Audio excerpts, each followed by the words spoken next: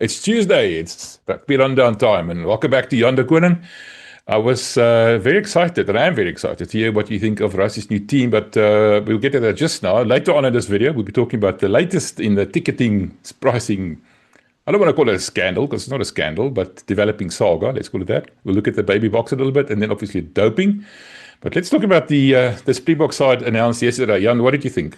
Morning, India. Good day to all the viewers. Yeah, I think Rassie is very clever. I mean, you will remember before the first game, before the England game, we spoke about this, and I said to you, Rassie said to me in an interview, it was a general media interview, but I asked him a question, and he said he's going to continue to rotate right through the season.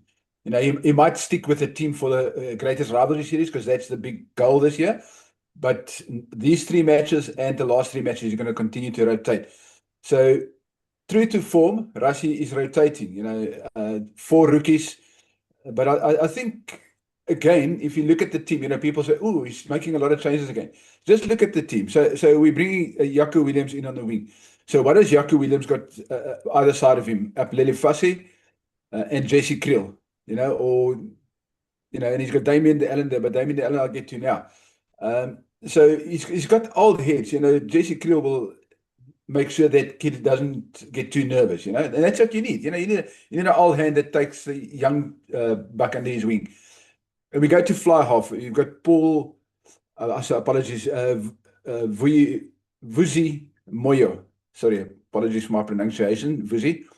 And again, you know, a rookie, young guy. What does Rassie do? He's got Kobus Reinig on his inside as scrum half to guide him and take the pressure off him, because we know Kobus can do that. And on his outside, he's got Damian de Allende. You know, so he's got 2 old heads, double World Cup winners, guys who can actually guide him through the system. So Rassie is bringing these guys in a test match, in a proper test match. You know, we all know that the Springboks are expected to win well against Wales because Wales is not doing very well. But still, you know, this is a test match, so the perfect time to introduce it. So I wanted to ask you something. Are you sure it's Damian de Allende? It's not maybe Damian Willemse, because there seems to be general confusion. I know it's Damian de Allende. I'm just kidding, but I mean, nobody, even on the team sheet on Saturday, they said Damian de Allende instead of Damian Willemse. I mean, does SA Rugby know who plays for them? I think it's the broadcaster that seems to be having problems. So I would take that. No, it was SA Rugby's team sheet that they sent out to us just before the game started, signed by Charles Wessels. It said Damian de Allende. Yeah. Okay. So I said Damian Willemse. Yeah, Damian de Allende. Sorry. Yeah. Maybe they take their cue from the broadcaster, or the broadcaster takes their cue from SA Rugby. Yeah. And there's confusion. Maybe that's what caught Scotland unawares. They were waiting for the Allende and Willemse rocked up. Yeah, that's probably why Jesse missed so many tackles, because he thought it was Damian de Allende, his old partner in crime, and it was Damian Willemse. So suddenly things changed a little bit. Anyway, sorry, I digress. No, that's brilliant. No, I agree. Let's then move to the forwards. And the thing that stands out for me is Paul de Villiers, once again, starting the match, you know, this time with a proper, let's call it the proper other 2 loose trio members around him. Pieter-Steph du Toit, captain again, and Jasper Wiese. What does it tell you about the number 1, the trio combination, number 2 of Siya's, you know, about Siya's future, and thirdly about Paul de Villiers specifically? Why is he being entrusted with so much? Because you know, you talk about rotation, but he's one of the names that keeps popping up week after week. I think for me the interesting thing about Paul de Villiers is there was a lot of hype about him, and at the Stormers he was he really won some crucial breakdowns, and he reminds me a lot about Heinrich Brousseau, a really nuggety, grafting person with a high work rate and lots of energy. Now, Heinrich also burst onto the scene like this, and for some other reason, the Springboks didn't like the coaches at the time, didn't always fancy him. But I think Rassie has made it clear that he's looking for somebody different in Siya's place. Is Siya going to be back? I think against the All Blacks, if Siya's fit, Siya will start. He's our captain. If Siya is not 100%, I have absolutely no problem. And I think Rassie is making it clear that there's a change in the pecking order. That number 6 jersey is there for the taking, and I think de Villiers is definitely taking his chances, grabbing it with both hands, as they say. Yeah, so, I mean, it's massive. I think he's a bright rising star in the green and gold. Well, a couple of questions around him. Now, you said he's got a lot of energy, and the one thing that he does have, just as a matter of his interest, is a very low center of gravity. My friend Paul Avenant was at Loftus, and he said it was incredible how low he actually gets to the ground while still being legal. And that doesn't fall out of the sky. That's quite a special. It's not a skill or a talent. It's just a physical attribute that he's got that he's using to the best of his ability. So yeah, and then in terms of Kwagga Smith maybe, and then Marco van Staden, I thought he might be the crown prince on the sixth position, but it doesn't seem. It seems like Paul de Villiers has leapfrogged him. Yeah, I think so. Let's do Kwagga and Marco together. They're both utility players. So Kwagga can play any position. So he's the ideal player to bring off the bench. I know that some people don't like that and think Kwagga must start. I think certain players are just better at coming off the bench because they bring something different. So Kwagga is one of those guys. If your number 8 is suddenly tired, you can play him there. If your number 7 is suddenly tired, Peter gets he's physical enough, maybe some of the bigger boys can bowl him over in a tackle, but he's proven, his tackle success rate is pretty close to 90%. So he's physical enough. And the same with Marco. He can play hooker. He's always a backup. He's that extra option at hooker. He can play loose forward.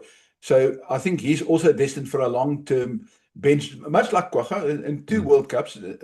Come off the bench and make an impact. And I think Marco's the same. So to me, that is yes, you're looking for a starter, a regular starter. I see Kwagga and Marco as regular bench players. Yeah, that makes sense. And Marco is not called Eskom for nothing. Defensively, you're going to see those gaping holes, kind of a thing that we saw this weekend against Scotland. Maybe not the direct comparison, but still.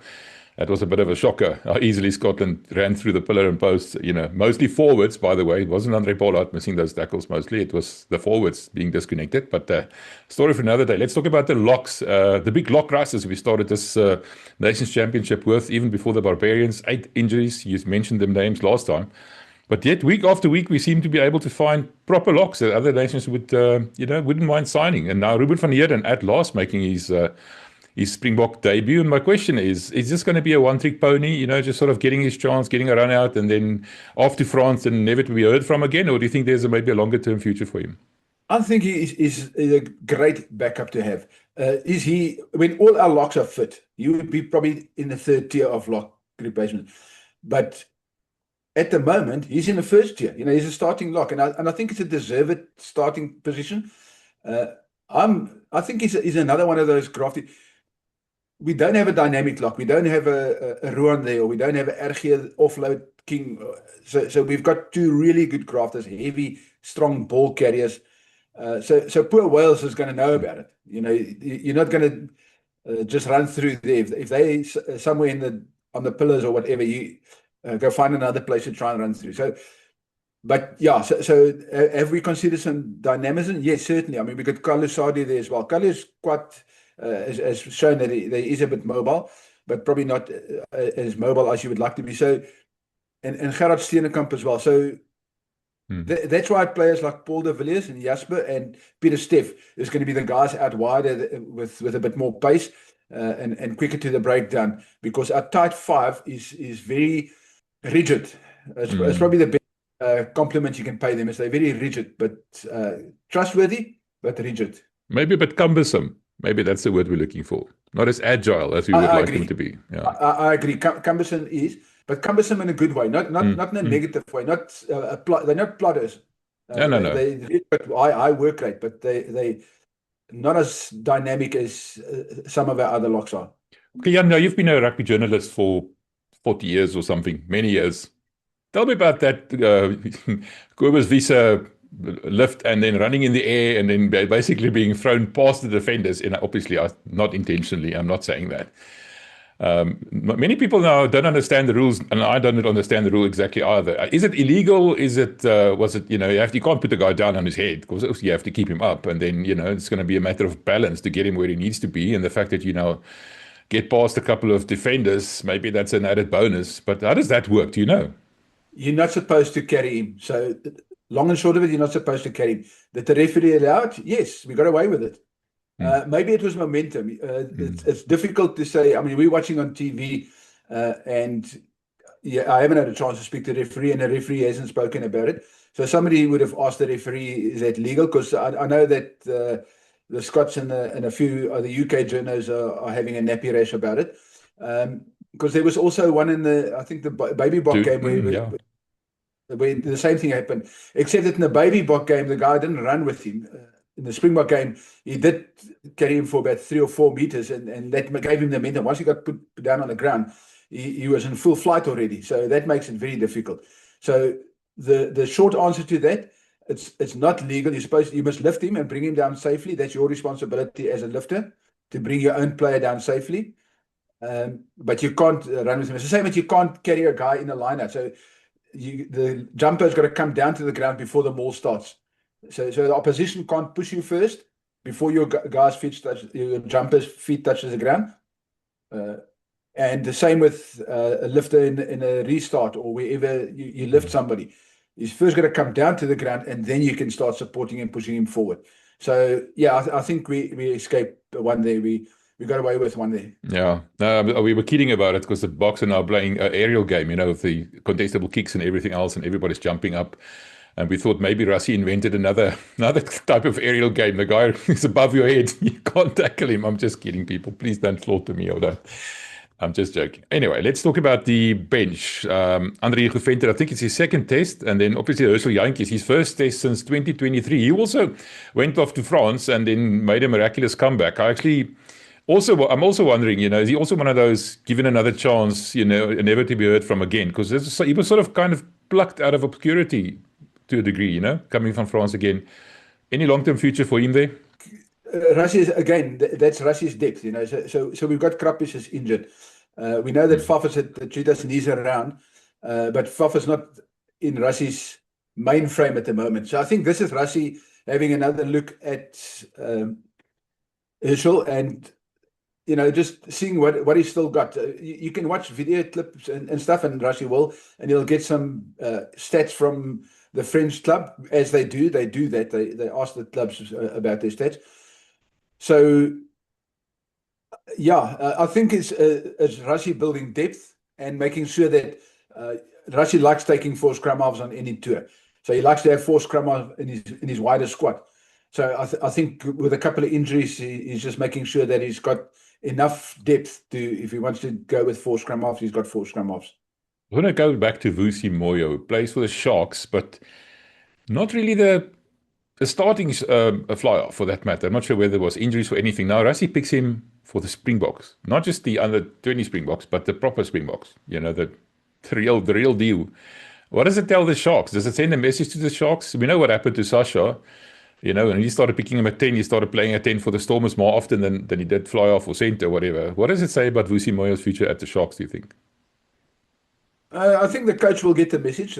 Maybe Rassie at some stage will or have already whispered in the Sharks, and JP and said to him, listen, this is our next, So remember this picture, and I think we've spoken about this ad nauseum.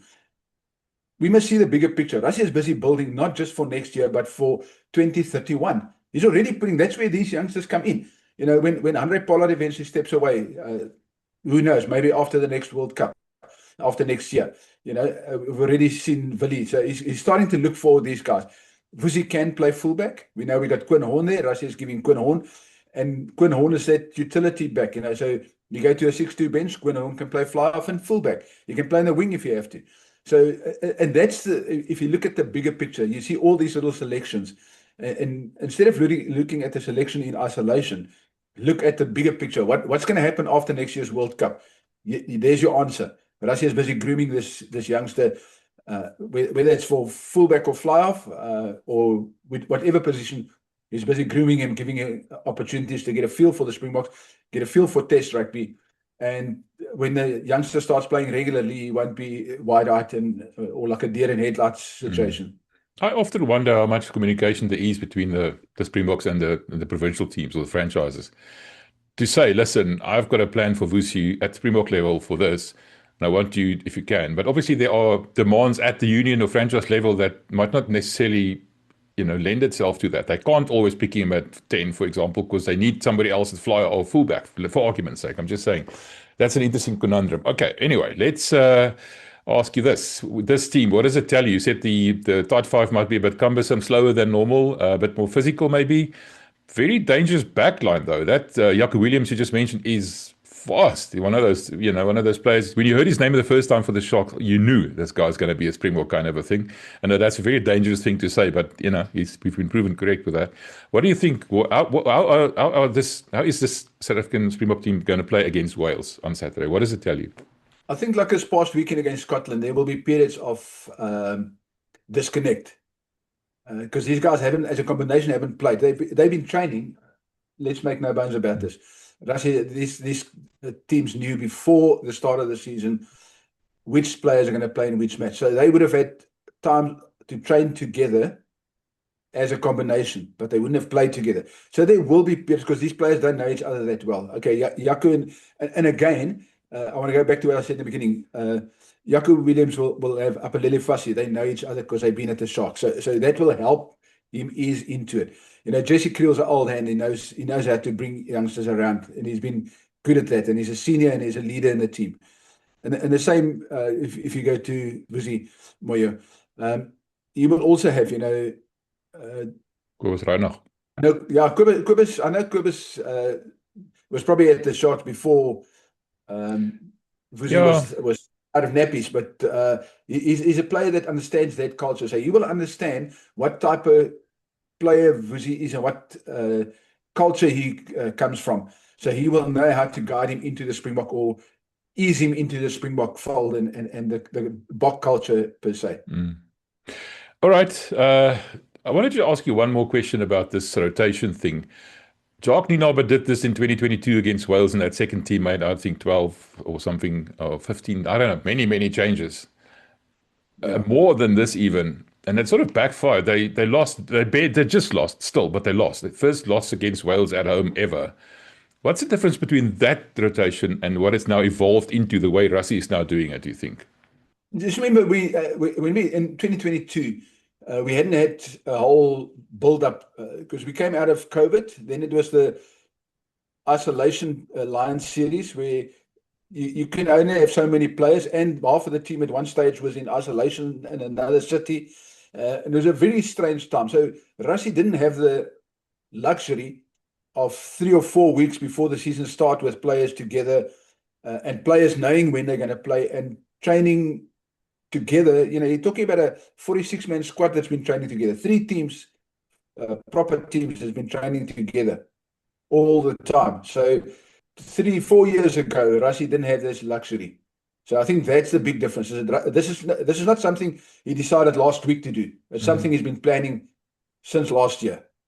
Now, for me, the biggest difference is what you said right from the start, is they put in the young players, but they surround them with old heads. So they're not 15 young players thrown into the deep end. You've got a couple of them seeded throughout the team, but there are young heads, old heads around them, cooler heads that will guide them through it. And that's actually, for me, the biggest difference. I think that they learned the lesson that you can make the changes, but you have to be strategic about how you make them. And I think this is what I'm seeing.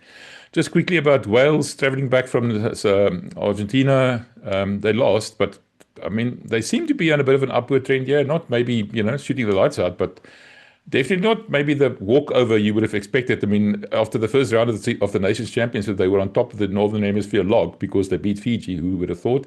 And all the other teams basically lost, like England lost against South Africa. What are you expecting from this Wales team, just in general? I think they are, in my view, and it's just my personal view, I think they're on the same level as England, maybe just below, but there or thereabouts.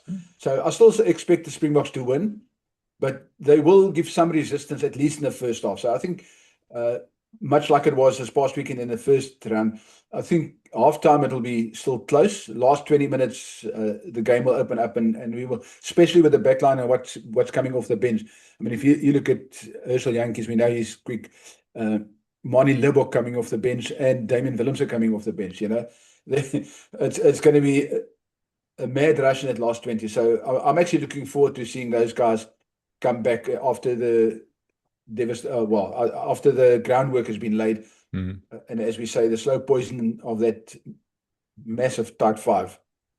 Lastly on this, I want to talk about Pieter-Steph du Toit playing week after week. I know they're building up to his 100th test, which then supposedly be somewhere in the greatest rivalry, I suppose. But isn't it a bit risky? He's one of our key players. If he gets injured now, and he is a little bit injury prone, he's been a little bit injury prone, he's been out of the majority of the season as well.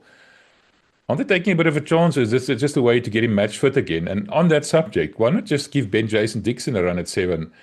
And Cameron Hanekom, for example, another try. He got one start against England. He didn't maybe shoot the lights out because he was out of position, short notice, and the likes. I would have liked, for example, to see him being given another chance. And I'm sure I'm going to, people are howling that, no, he'll get another chance against Argentina or whatever the case might be. I'm just wondering about this specific team against an opposition that's maybe not as tight or tough as Argentina would be away.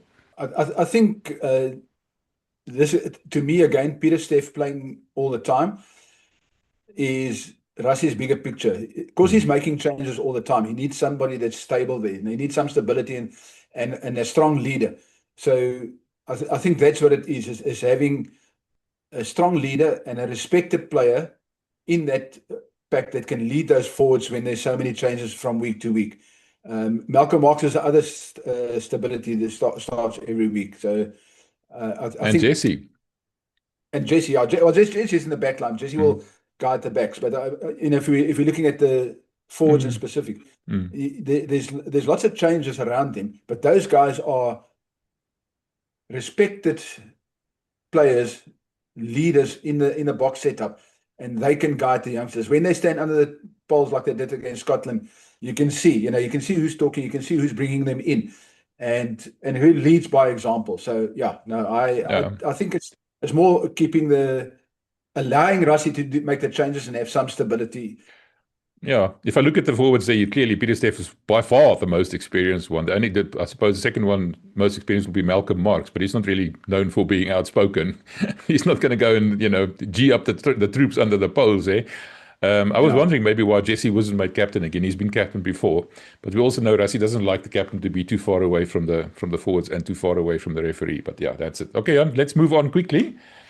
Last Wednesday, I was in Cape Town. You and I were having a coffee, and as we were talking, you got a message to say that a junior Springbok was tested positive for, let's call it, doping. So tell me about that. Your reaction, firstly, and is this now more and more evidence of something going on, especially in junior rugby, schools rugby even?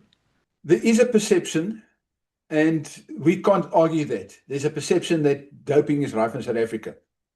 Unfortunately, there are enough cases. I mean, there's 2 cases. There's another schoolboy as well. So there are cases of doping, of players being found guilty. Is it rife? Yeah, it's a perception, but I'm not sure it's that rife. So my feeling in general is one of caution. The kid asked for his B sample to be tested. We have no idea because of that. What happened, the type of substance that was found, although it's supposedly a steroid type substance. So there's not much information coming out, and they have to be careful about what they put out in the public domain, because there's guys challenging the guilty till proven innocent. Yeah, correct. That's not it. No, innocent till proven guilty. Sorry, other way around. It depends on which part of the country. Exactly. That was a Freudian slip there, I think. Yeah. Anyway. No, I think I'm cautious, but you can't argue with the guys who say that doping is rife in South Africa. Because that is a perception, because there's so many cases, so many guilty cases. I mean, you can just go. Let's say it's since 2018. Let's more or less 2018. I mean, Elton Yankees, Slabakanye, there's, so we can go through this kid, and there's a school kid. Apiwe Deyanti, you name the Yanti, there's another one, Apiwe Deyanti was also from that period. I was looking for his name, apologies, thanks for reminding me. Suddenly you got 5 cases of high-profile players. So can we argue against guys who says doping is rife? No, we can't. I still will err on the side of caution. I think, given the number of tests that are being done, I think they said we test on average about 5 players a month or 5 players a game or something, but it's across the whole broader spectrum. So you're talking about tournaments across the country. So they're also talking about the Craven Week and stuff like that. So you're talking of hundreds of tests and over a period of almost 8 years. Yeah, it's 8 years now. So almost a decade, we've had 5 high-profile cases. Is that rife? Maybe our testing is just better than the rest of the world. Maybe we should ask that question if Well, we want to be. that's the thing, Jan. We don't have testing. We send it overseas. We don't even have our own laboratory anymore. So yeah, I can't remember. I know there are more names, and I just can't, put my head or get my head around it. I can't remember those names. The point I'm asking is, do we do enough tests? You can only catch someone out if you do enough tests, and there's a perception that it's being swept under the carpet. That's the overseas. If you talk about to any Frenchman, for example, who's going to send you a picture of an injection, that's his standard emoji answer. To Springboks winning with the World Cup, for example. That's just a perception, and the question is, I suppose that we have maybe I should dig a little bit deeper and talk about this in more depth. So let me just move on quickly, because I want to talk about the junior Springboks last night. Number one, 2 red cards in that game. Firstly, the England player, I don't know what he was thinking. Firstly, and then that's the very same player who got knocked in the head got a red card himself. And it's now, it turned into a 20-minute red card. But the point is, he might miss the final. What did you see in that game? Because the first half didn't go all the way of the Springboks, and then second half they just pulled the weight. Tell me about that.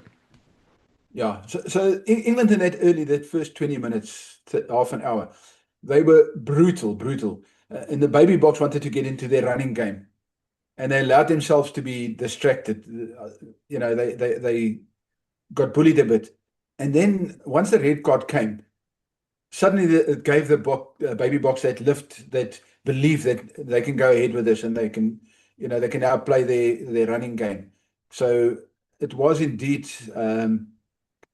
once they got into running game, and at that stage England were down to 14 men, so it was 15 against 14 before we got the Baby Boks got their red card. And outside, our pace outside, our game taking it wide.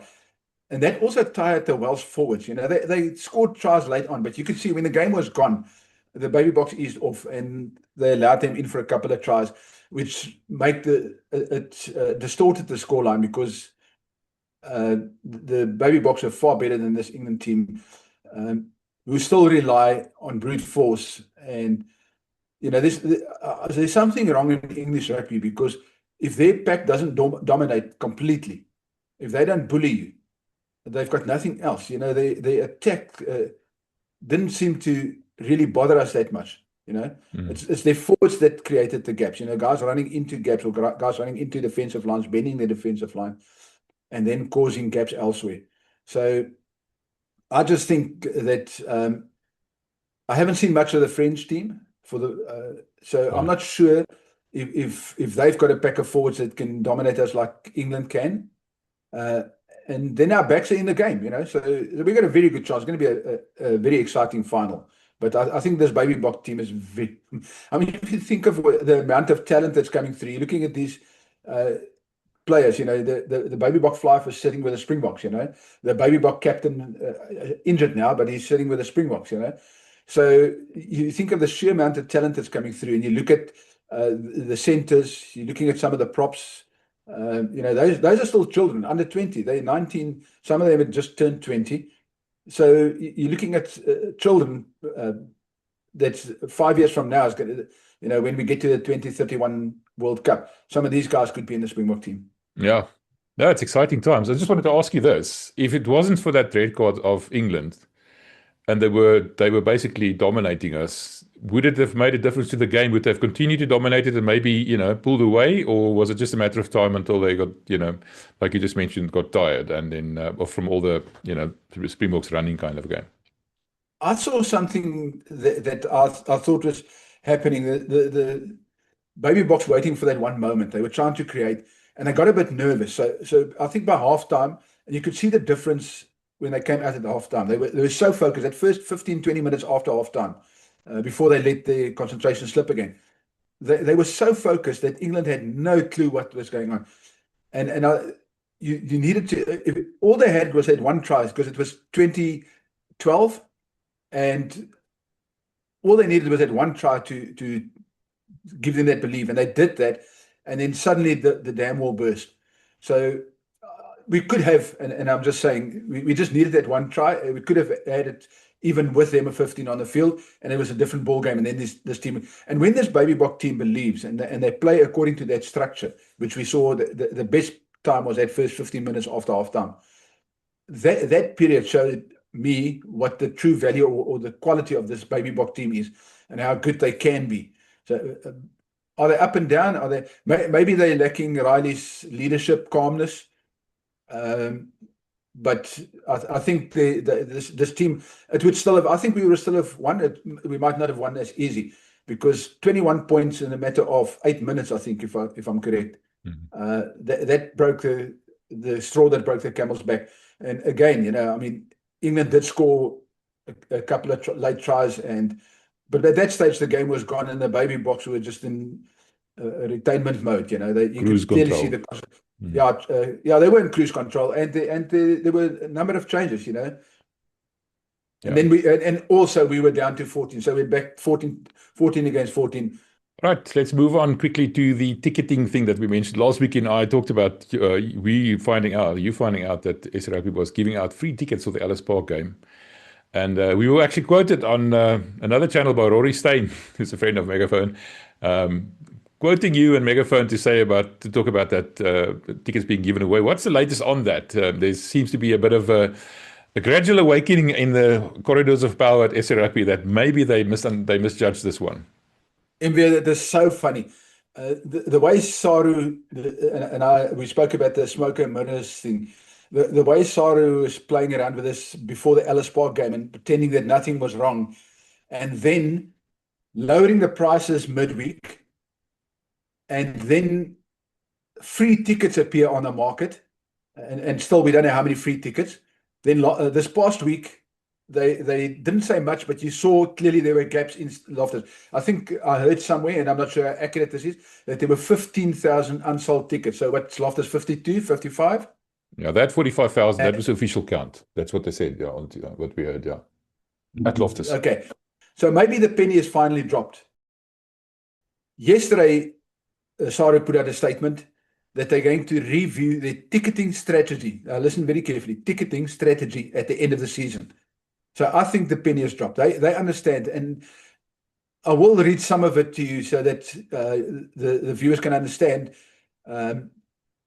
They still say they're not there for profit and stuff, but they're clearly trying to make some money. And I understand. So I've got to qualify this first before I know people are going to get upset and they jump down our throats. Not that it matters. We do care what the viewers think, but they need to understand where we come from. So the first thing is, I understand they need to pay the players. They need a lot of money. They need to pay the Springboks. They need to pay the Women Boks. They need to pay the Baby Boks. Without money, these teams won't be as successful. Okay, but still there can be better ways. I think if they had slashed before the game, even if they had slashed the Ellis Park tickets by half, all of them slashed by half, they would have had 50,000 paying customers. How many of those were paying customers? I know. The mere fact that they had to drop the prices, slash the prices midweek, tells me there's something wrong. Again, 10,000, like you said, unsold tickets. Slightly lower prices, they would have sold more tickets at Loftus. So I think that's the important thing. So that in mind, this is what Saru had to say yesterday in their press release. We must balance this commitment with the responsibility of making these events financially viable. It's a delicate balancing act, but one we are determined to manage responsibly. And then later on in the statement, I mean, it's quite a long statement. Our commercial strategies are designed to cover the cost of running rugby in South Africa, and not to increase profits.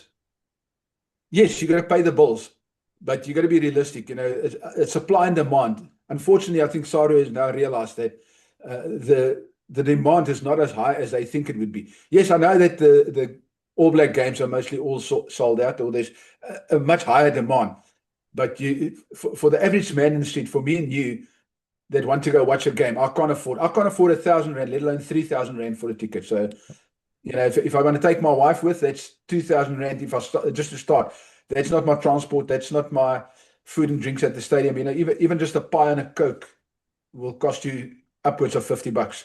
So and I think to me, the penny has dropped. So Saudi realized they need to relook at this and need to find a more balanced, as they say, a more balanced approach.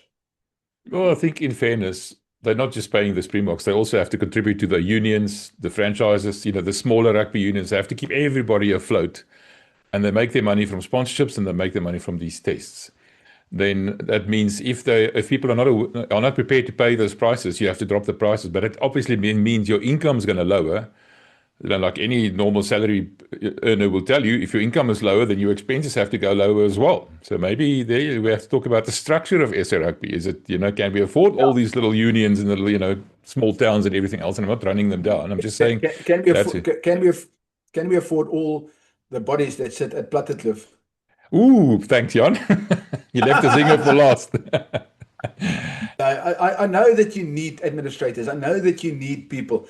I think, and again, it's a bigger picture. I think we need to look at the bigger picture here. You have to also cover the Craven Weeks, because that's where some of our best talent comes from.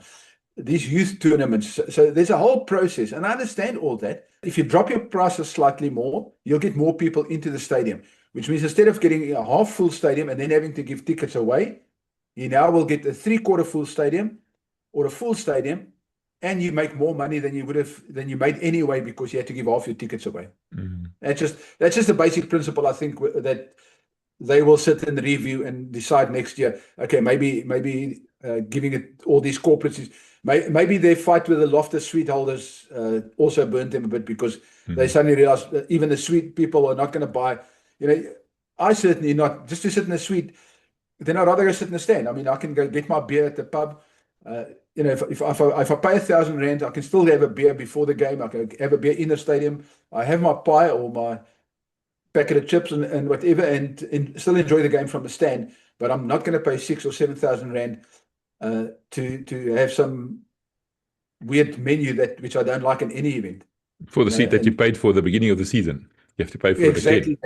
Exactly, yeah. But I mean, it's not that easy. It's not that simple. I mean, you have to explain that to people sometime. Yeah. It's not that simple. But yeah, there is a court case going on, so we're not going to talk about that too much. Yeah. I agree with you. The development of rugby is important, but there's limits to everything. And I wanted to ask you this little, maybe a bit more controversial question. The fact that the tickets were expensive is one thing. But is the demand still there? It seems, I just get a feeling, and I've said it to someone else before, there's a little bit of fatigue almost setting in here. Maybe, fuel is so much more expensive than it was a year ago, and groceries are more expensive and everything else. People are not that worried about rugby, whether it's Springboks or not. So Springbok versus England, maybe still Springbok versus Wales. I don't know. I'm not going to go watch that one. Yeah, All Blacks must still make a plan. I'm trying to say that I think the product might be getting a bit stale here almost. We all love Rassie, but, it's still another year. Now there's more Springboks, more money. I'm just getting the impression that it's getting a bit flat. And, I don't know what your impression is. I think it's more that people know what's coming. So if I've got $100 to watch rugby this year, and you rightly said, am I going to spend money on Wales when I want to go watch the All Blacks? Am I going to spend money on England, who's not having a great time, in a stadium that's in an environment that's derelict and full of crime, and believe me, there's enough reports. If you want to dig a little bit more, there were problems. So do I want to spend my money on that? No, I'm going to spend my money and go watch the All Blacks. I mean, I've never watched at FNB Stadium in Soweto. It's something I would like to do one day. That's on my bucket list. Go watch a game there. And so I'm going to take my $100 and rather go watch a game in Soweto than watch a game at Ellis Park against England, who's not that great. So that's the reality of it. And again, like you said, it sounds simplistic, but it's the basic principle of supply and demand. So you've got so many games all up here in Gauteng, or there in your Gauteng. I'm in Cape Town. So you got all those games. You got 2 games at Loftus. You've got 2 tests at Ellis Park. And you've got a Transvaal game at Ellis Park. And, so suddenly you got all these games in Gauteng. And for people from outside of Gauteng to go, why not take a game to Nelspruit or to Bloemfontein?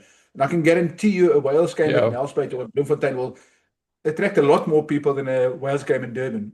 Yeah. I must actually investigate what the demand is for tickets in Durban. But No, I agree with your whole argument. You mentioned your 100 Rand. The point is, at the beginning of this year, you would have probably had 200 Rand to go watch matches. Now with, everything that's been happening in the world, fuel is more expensive, everything's more expensive. So your money that you have available to spend on rugby is not 200 Rand anymore, it's 100 Rand. So you are going to be more selective where you're going to be watching it. And that's what SA Rugby referred to in their press release, to say that the Iran war has had an effect that people were laughing at. But I mean, it makes sense. You used one of our friends, rugby journalists, moved down to the Cape, and at 18 Rand a litre, and suddenly it's 30 or something Rand a litre. To come back to Loftus is not that simple or that cheap anymore. It's just reality, people. Anyway, sorry, bit of a you're rant. right. I know if I put diesel into what used to 500 Rand used to get me 300 kilometers. So 500 Rand used to get me 300 kilometers. Now 500 Rand gets me 150 kilometers. Yeah. That's the reality. So to make it simplistic, that's yes, I know it's the Iran war, but and I also laughed at it, and I also mocked them about it, because they without clarifying it, the Iran wars made living an already brittle economy. So prices fluctuate all the time, and that's a reality. 500 Rand got you 300 kilometers in your vehicle.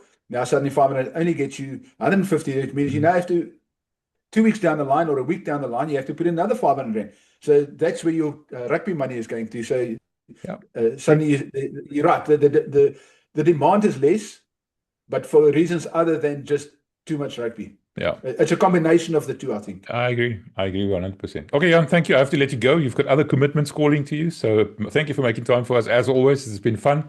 We'll see you where we get quoted on this week. So thank you. Maybe Sarah quotes us to let us know that we no longer welcome at Plattekloof. Again. Thanks, Jan. I appreciate it. Cheers. Thanks, Andy. I appreciate it.